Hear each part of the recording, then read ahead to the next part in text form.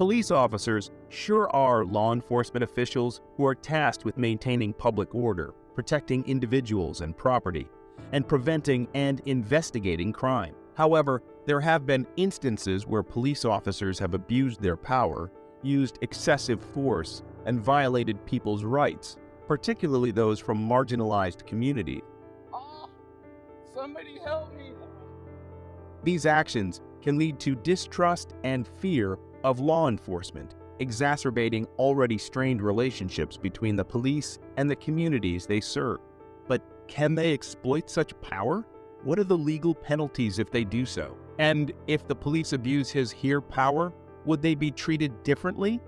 Stick around as we take a closer look at two of the most brutal cases that could make us think of cops as judicial pillars twice. Our first case kicks off with Sergeant Mario Cardona versus Daniel Garza. Daniel Garza was helpless after being thrown and pinned to the ground. Officer Mario Cardona, who Garza had known for years, was on the verge of breaking his wrist. Garza recalled, "I was trying to be a man and trying to hold in the pain, but man, that wrist lock hurts." He's just bending it and bending it. But what compelled Cardona to go so far? It turns out that his actions were motivated by rage toward Garza, whom he accuses of attempting to kidnap his stepdaughter. Are cops bestowed such authority? Seems that the two men had quite the history, with Garza having previously dated Cardona's stepdaughter, Naomi Villanueva. The relationship had hit rock bottom, with Villanueva moving out of her parents' house to live with a friend. In May 2015, Garza allegedly took Villanueva without her consent from her friend's house and brought her to her parents' house in Whittier, where Cardona lived across the street. Cardona saw Garza doing pilates in his yard and ordered him to come down to the street. As soon as Garza came down, Cardona began his assault. According to Garza, he was not the aggressor, and a neighbor who witnessed the incident testified in Garza's favor. The sheriff deputies who arrived at the scene noticed redness on Garza's face, bruises and abrasions to his knees, and redness on his wrists. Garza filed a complaint against Cardona, which led to a federal lawsuit against Cardona, Chief Beck, and the city of Los Angeles. Garza alleged false arrest, unreasonable search and seizure, excessive force, assault and battery, negligence, and intentional infliction of emotional distress. A video of the incident filmed by one of Garza's neighbors was also presented at the trial. They had made up a story of what had happened to make him look like a hero and me look like a criminal, says Daniel Garza. The U.S. District Judge Stephen V. Wilson presided over the hearing where the former deputy city attorney, Michael Amarian, spoke in defense of the city. The jury found Cardona to be acting with malice as an off-duty officer, and on June 26, 2017, they ordered him to pay Garza $210,000 in damages. On top of that, the court added another $664,000 in attorney's fees and $26,000 for post-trial costs. The City of Law refused to take responsibility for Cardona's actions and even refused to indemnify the officer, forcing him to pay for the charges out of his pocket. Jim DeSimone, Garza's attorney, claims, "This is the problem with the left. This is why people are out on the street." The case is a clear example of police officers using excessive force against individuals and getting away with it. In this case, however, Garza was able to stand up to the authorities who violated his rights, and he was able to win his lawsuit against Cardona. The jury's decision to find Cardona guilty of acting with malice sends a strong message that law enforcement officers cannot get away with using excessive force against citizens. It is worth noting that this case also highlights the importance of civilians being aware of their rights and standing up to law enforcement officers when they feel their rights have been violated. Garza's decision to file a complaint and a lawsuit against Cardona shows that individuals can take action against police brutality and excessive force. As more and more people become aware of their rights and are willing to take action, law enforcement officers will be held accountable for their actions, and if you sue a cop in LAA for excessive force, you are in for a wild ride. However, Garza's decision to stand up to Cardona and the authorities who violated his rights resulted in a victory for him. sending a strong message that law enforcement officers cannot get away with using excessive force against citizens. The case of Harold Hill is just a perfect example of how our justice system can go wrong. From a gruesome rape and murder to a wrongful conviction, this case definitely ticks all the boxes. So, what underwent? First off, we have the detectives who were assigned to the case, Kenneth Bordeaux and John Halloran, the so-called beacons of justice. They were the ones who got the confession out of Peter Williams, who was later found to be in jail at the time of the crime. So, how did they churn out a false confession of someone who wasn't even there? Hill's confession is also questionable, as he claims that he was physically and mentally abused until he confessed to crimes he didn't commit. Is this the kind of behavior we expect from our law enforcement officers? Moving on to the trial itself. Hill was only 16 years old when the crime was committed, but was tried as an adult at the age of 31. This is an interesting move from the prosecution, considering that neither of the defendants had a criminal record prior to the incident. The jury found Hill and Young guilty of murder, and they were sentenced to life without parole.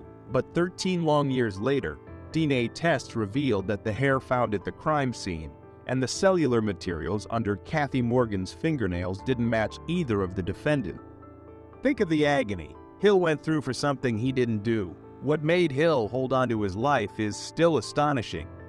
Despite this evidence, the prosecutors disputed the findings, suggesting that the hairs were unrelated to the crime and that the cellular material could have come from sweat or drool left over by the recovery team.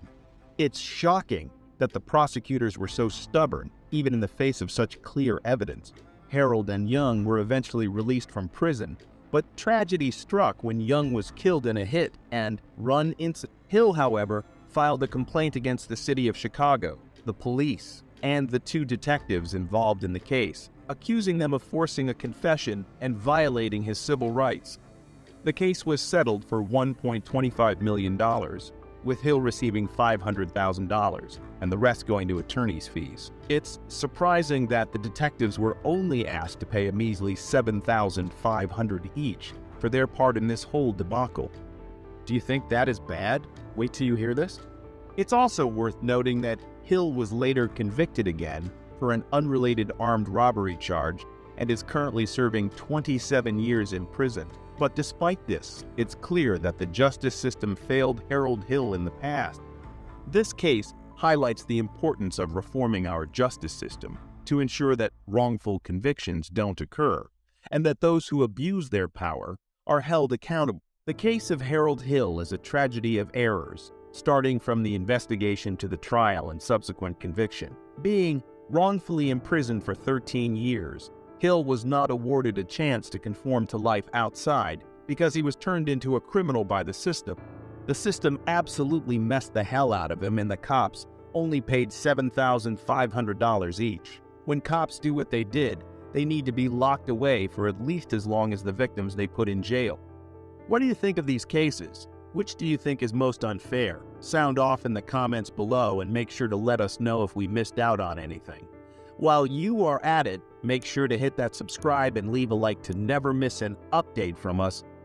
Ahmed Al-Manhali, a United Arab Emirates citizen, traveled to Avon, Ohio in June 2016 for medical treatment at the Cleveland Clinic. Upon arrival at the Fairland Inn and Suites, he was informed that the hotel was fully booked due to the Republican National Convention. Ahmed politely requested alternative accommodation options. While waiting in the lobby, a SWAT-style response occurred, with Avon officers arriving and detaining Ahmed, who was simply walking out of the hotel while on his phone. On the ground, no! Get on the ground! Get on the ground! Down! On the ground, do it now! Get on your car. Down! Hold on! Confused by the situation, Ahmed questioned the officers, but they handcuffed and searched him, damaging his phone in the process. They found a second phone, which Ahmed used for business purposes. What Get the phone away! Cover the entrance, help me get back. What is it? Go down there. What happened? Despite no evidence of wrongdoing, the officers treated Ahmed as a terrorist, disregarding any investigation or backstory. Simultaneously, an officer spoke to the hotel receptionist who had made a 911 call, falsely claiming Ahmed had pledged allegiance to ISIS. The officer soon realized it was a false alarm and called off the search. Meanwhile, Ahmed collapsed and passed out, prompting paramedics to administer aid and to take him to a nearby hospital. The incident gained international attention, leading to the United Arab Emirates Ministry of Foreign Affairs to demand an apology from Avon officials. The mayor and police chief apologized to Ahmed, emphasizing that the incident did not reflect their community's values. Marriott International, the hotel's owner, expressed regret and committed to training to prevent similar occurrences. You should not have been put in that situation like you were. There were some false accusations made against you, and those are regrettable. Mayor Ahmed filed a Jensen said lawsuit in a against the statement, hotel and its "This front was a desk very employee, citing unfortunate racial incident profiling." and does not While the reflect police our department community. initially considered charges Avon is against the proud to 911 welcome caller, visitors from the a United grand jury Arab declined to Emirates indict and anyone other after reviewing countries the who evidence. regularly After come 3 to years of Northern litigation, Ohio for Ahmed settled tourism, the lawsuit business, for an medical undisclosed care, amount. or education. The settlement aimed to compensate Ahmed for physical, psychological, and financial damages. However, he still faced lasting emotional distress, was haunted by the officer's eyes, and experienced sleep disturbances. The incident highlighted the need for improved cultural understanding and sensitivity among law enforcement personnel. Here we have Brian Filipiak, a 47-year-old Washtenaw County Sheriff's Lieutenant, who was off duty when he got pulled over. Deputy Morrison, after stopping Lieutenant Filipiak, informed him about the reason for the traffic stop. Subsequently, Deputy Morrison inquired if Lieutenant Filipiak had consumed any alcoholic beverages that afternoon. In response, Lieutenant Filipiak acknowledged that he had indeed consumed a couple drinks. After Deputy Morrison confirmed Lieutenant Filipiak's identity, he returned to his vehicle and instructed the lieutenant to exit the truck for a field sobriety test. The purpose of the test was to assess whether Lieutenant Filipiak had consumed an excessive amount of alcohol, despite it being evident he was clearly unfit to drive. Exhibiting evident signs of severe intoxication, such as slurred speech and watery eyes, Lieutenant Filipiak left no room for doubt that he was heavily under the influence. Okay. You got your ID? However, despite this clear indication, Lieutenant Filipiak adamantly refused to comply with Deputy Morrison's request to step out of the vehicle. Instead, he insisted that Deputy Morrison should either allow him to return home or let him sleep it off on the side of the road. In response, Deputy Morrison firmly informed Lieutenant Filipiak that his options were limited and made it clear that he would not allow him to be released in his current condition. Multiple reckless driving calls about you. Okay. And then when I'm calling you, you're hitting the shoulder of the road. You been drinking? How many? Just a couple. Okay. Where are you reaching in the back for? I seen you reaching in the back. You have an open container back there? Okay, you been drinking on the way here? Um, You got your registration, proof of insurance? Do you have a firearm on you? Okay. fine. Do you got your pistol? Are you a corrections officer or just deputy? Lieutenant? Okay. Despite Deputy Morrison's persistent attempts to persuade Lieutenant Filipiak to exit the vehicle, the latter remained adamant in his repeated request to be released. He proceeded to assert that Deputy Morrison's job would not be jeopardized if he let the situation slide, emphasizing the potential consequences for himself if the matter were pursued. Brian, I'm going to have you step out of the car when I'll do field sobriety test for you. Okay? However, Deputy Morrison understood that ignoring the incident would not only lead to his termination, but also result in misdemeanor charges carrying a penalty of up to 1 year of imprisonment or a fine of $1,000. Deputy Morrison was fully aware of the extent of Lieutenant Filipiak's intoxication, as he had allegedly observed the lieutenant discarding open containers in the back seat during the traffic stop. I'm going to ask you to step out of the vehicle. What would you like me to do? Just let me. I can't. I had multiple phone calls. You'd be in the same situation if I was in the vehicle in your county, correct? All right, just let me stay here. You can't. I'm going to ask you nicely to step out of this vehicle. Brian, my hands are tied. If I let you go, I'm going to lose my career over you. You don't think I wouldn't? No. This is northern Michigan. We're a small department. Okay, I'm going to ask you nicely to step out of the vehicle. You know I have my job to do. You know that. Yeah, I just want you. And I understand you're Your point. Your position. Okay? I'm trying to be as cooperative and nice to you as I can. Despite Deputy Morrison's continuous efforts in trying to have Lieutenant Filipiak step out of the vehicle, After nearly 5 minutes of persistent requests for Lieutenant Filipiak to exit the vehicle, Just let me go. I can't let you go. We're way past that point. You know this. You're a lieutenant. You know how this works. Yeah, I do. You would tell one of your deputies if they called you right on the side of the road. No, And they asked I'll you let what to know do. if I could go. So, if one of your deputies is in the position as I am right now, calling you as a lieutenant, Lieutenant, this is what I got. What should I do? You're just going to say let him go? This one, Why? just Just because. You're intoxicated. I know it. You've opened alcohol in the vehicle that you passed back. I know it. You know it. Can't have been gotten. Ryan, out of this vehicle. I'm asking you nicely. I don't want to see anything worse happen. Okay? no. Just, Deputy Morrison, having reached the limits of his patience, opened the door and firmly instructed the lieutenant to step out, avoiding any need for further escalation. Deputy Morrison proceeded to inform Lieutenant Filipiak that he would be arrested for refusal to comply if he persisted in refusing to exit the vehicle. RNO, an abbreviation for resisting and obstructing a police officer, is a felony offense that carries a penalty of up to 2 years of imprisonment, a fine of $2,000, or both. After an additional 5 minutes had passed, Deputy Morrison cautioned Lieutenant Filipiak that he would be tased if he continued to resist compliance with his instructions. Consequently, Deputy Morrison retrieved his taser and aimed it at the lieutenant, while firmly warning him that failure to comply would result in being tased. Deputy Morrison even considered using the backup taser at that moment. In this situation, Deputy Morrison possessed the authority to employ his taser and would not have faced repercussions for doing so. Fortunately, the threat of being tased successfully persuaded Lieutenant Filipiak to finally exit the vehicle. As anticipated, Deputy Morrison did not tolerate Lieutenant Filipiak's resistance, instructed Lieutenant Filipiak to occupy the back seat of his patrol car, intending to transport him to the police station. Despite Deputy Morrison's clear directive to sit in the car, Lieutenant Filipiak persisted in his refusal, stating, "I am who you guys are. Do you guys realize that?" This remark strongly indicated that Lieutenant Filipiak was attempting to exploit his position of authority, seeking a preferential treatment based on his status. Ryan, we're done with this. hold on. Talk to me. Yes or no? Are you doing field sobriety tests? All right. So if this was the other situation, Lieutenant Filipiak clearly held the belief that he was exempt from abiding by the law. However, the officers present at the scene were determined to make it evident that such was not the case. Following some further struggle, they managed to successfully place Lieutenant Filipiak inside the patrol car. I'm not resisting, but let's stop. You're Let's tensed up. Let's talk about it. Okay. We've talked.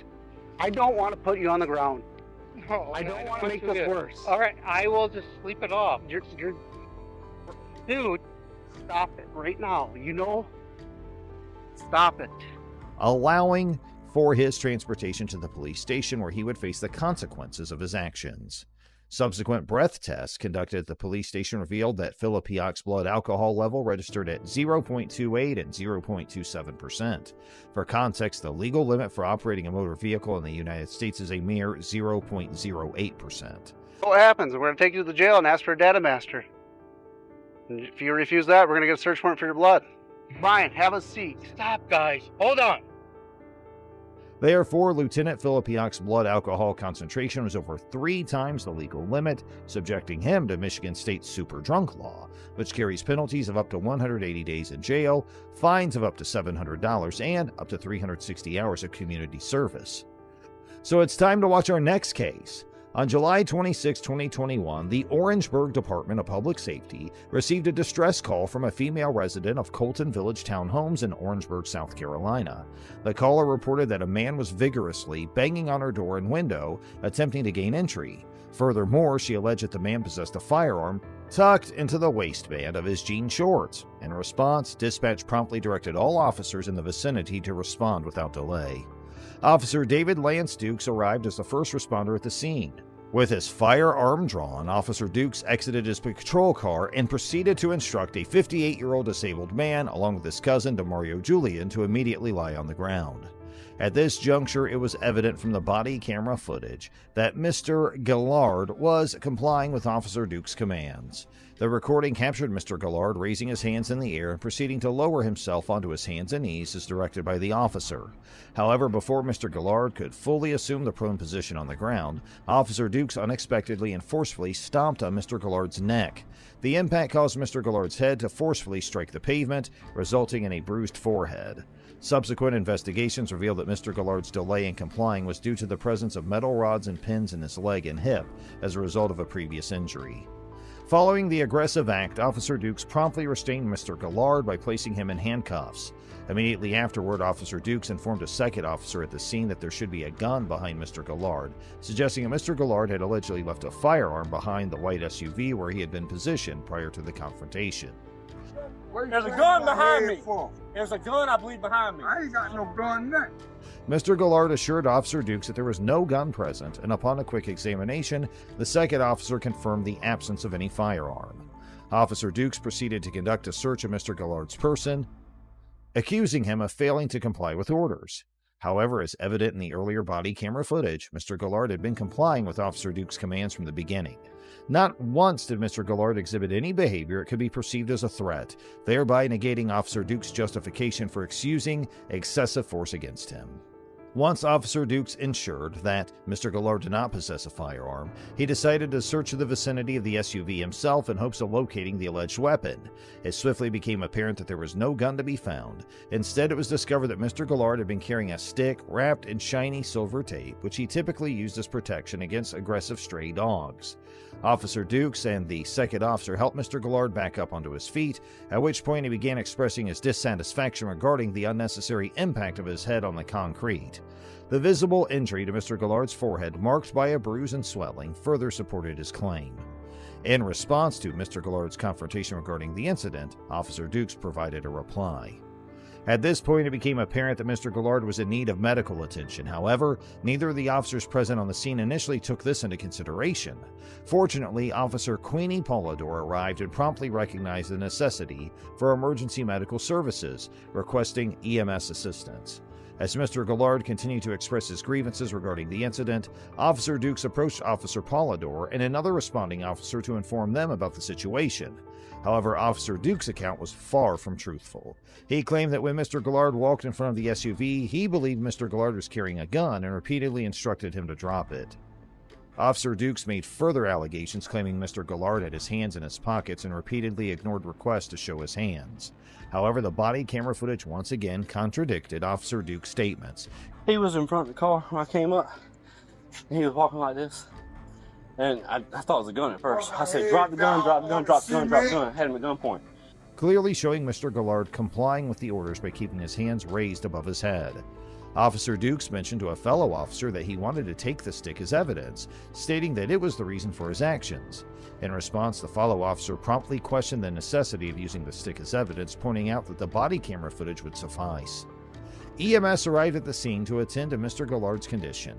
While Mr. Gillard was being examined, Mr. Julian approached Officer Dukes and requested a card with his details on it. In response, Officer Dukes promptly informed Mr. Julian that he did not possess a card and clarified that the department did not issue such cards in any case. Officer Polidor quickly recognized Officer Dukes' misstatement and promptly corrected him. She asserted that they indeed possessed cards and proceeded to provide Mr. Julian with her own cards as requested. On July 31, 2022, the South Carolina Law Enforcement Division announced that Officer Dukes was taken into custody and charged with first-degree assault and battery. Several months later, in November 2021, Mr. Gillard received a compensation settlement of $650,000 from Orangeburg, South Carolina. City officials additionally expressed their commitment to establishing a citizens task force to provide oversight and guidance regarding interactions between residents and the Orangeburg police.